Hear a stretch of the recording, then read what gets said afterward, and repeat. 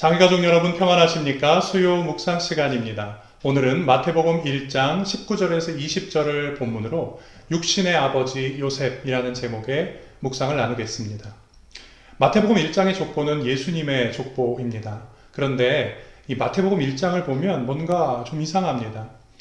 이 족보는 예수님의 족보이자 다윗의 자손이었던 요셉의 족보이죠.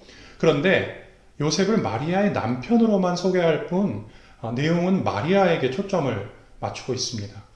심지어 누가복음 3장 23절에도 보면 예수님의 족보를 기록하는데 사람들이 생각하기로는 요셉의 아들이었다 라고만 하면서 그 이후로는 마리아의 족보를 기록하고 있습니다. 이처럼 요셉은 마리아의 남편으로만 소개될 뿐 성경에서 거의 잊혀진 사람으로 크게 주목받지 못하는 인물로 평가되고 있습니다. 사실 이것이 또한 우리의 요셉에 대한 평가이기도 하죠. 로마의 집권 말기에 헤로드 왕 때죠. 나라의 주권을 빼앗기고 정치적 격동기를 살아야 했던 유대인들은 세태의 물결에 따라서 이리저리 몰려다니거나 방황하고 있었습니다. 이런 때에 다윗의 자손 요셉은 나사렛이라는 조그만 시골에서 목수일에 전념하면서 소박하고 신실하게 살고 있었고 그러던 중에 마리아라는 여인과 정혼하게 됩니다.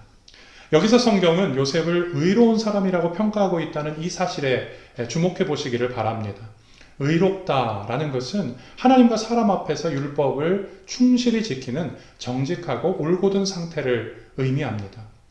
요셉을 의로운 사람으로 평가한 것은 잠깐의 어떤 행동 하나 때문이 아니라 그의 평소 생활 자체가 하나님 앞에서 정직하고 올곧았기 때문입니다. 마리아는 요셉과 정혼한 지 얼마 안 되어서 아기를 잉태하게 되죠.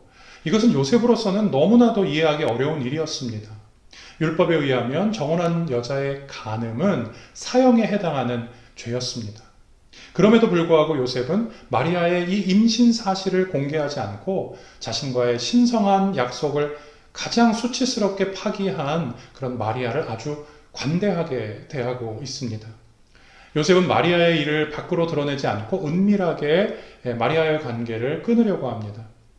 마리아는 그녀의 친족 엘리사벳이 잉태했다는 말을 듣고 헤브론으로 내려가게 되죠. 이 헤브론에서 3개월가량 이 마리아가 가 있는 동안에 홀로 있던 요셉이 어떤 생각을 했겠습니까? 온갖 상상이 그를 괴롭혔을 것입니다. 하지만 놀랍게도 요셉은 성급하게 행동하지 않습니다. 사실 요셉이 이 사실을 알았을 때 정작 문제가 된 것은 마리아가 잉태한 아이가 자기 아이가 아니라는 사실이 아니라 성령 잉태 그 자체였습니다. 아마 마리아가 성령으로 잉태한 것은 요셉의 지식과 이성을 초월하는 이해하기 어려운 일이었을 것입니다. 그런 하나님께서 요셉에게 너무나 신실하셨죠. 요셉이 이런 문제로 고심하고 있을 때 하나님께서 잠자는 요셉의 꿈에 천사를 보내셨습니다. 아들을 낳을 터이니 그의 이름을 예수라고 하여라. 주 하나님께서 그에게 그의 조상 다윗의 왕위를 주실 것이다. 그때 요셉은 마리아가 메시아를 잉태하고 있다는 사실을 깨닫게 됩니다. 자, 그렇다면 요셉이 천사의 말을 어떻게 그대로 믿을 수 있었겠습니까? 그것은 그가 구약 성경을 알고 있었기 때문입니다. 오늘 요셉의 꿈에 나타나 천사가 말한 내용이 바로 이사야 7장 14절 내용이 아닙니까? 그는 오실 메시아에 대한 예언을 알고 있었고 바로 그 꿈에서 그가 믿고 있던 일이 주의 천사로 말미암아 자신의 정혼자에게 이루어졌음을 믿게 되는 것이죠. 그 꿈 후에 이제 요셉은 어떻게 합니까? 기꺼이 마리아를 자기 아내로 맞아들입니다. 그리고 호적을 하라는 당국의 명령에 따라서 만삭된 이 아내를 데리고 고향 베들레헴으로 먼 여행길을 오르게 되고 마구간에서 예수님이 출생하시죠. 이 모든 과정의 수고는 고스란히 요셉의 몫이었습니다. 그러나 요셉은 한마디 불평하지 않고 하나님의 뜻에 순종하면서 예수님의 탄생을 묵묵히 돕습니다. 이후에 헤롯 대왕이 아기 예수를 죽이려고 하자 요셉과 마리아는 예수를 품에 안고 먼 이집트로 피신을 하게 됩니다. 그리고 헤롯이 죽기까지 그곳에 머물죠. 산모와 신생아를 데리고 이국 땅에서 피신 생활을 한다는 것은 정말 힘든 일이었을 것입니다. 하지만 요셉은 이 모든 과정에서 역시 너무나 책임감 있게 그 가장다운 모습을 보이고 있습니다. 여러 해 후에 요셉 가족은 나사렛으로 돌아오게 되고 그는 목수 일을 예수에게 가르쳐 줍니다. 예수님은 목수셨죠.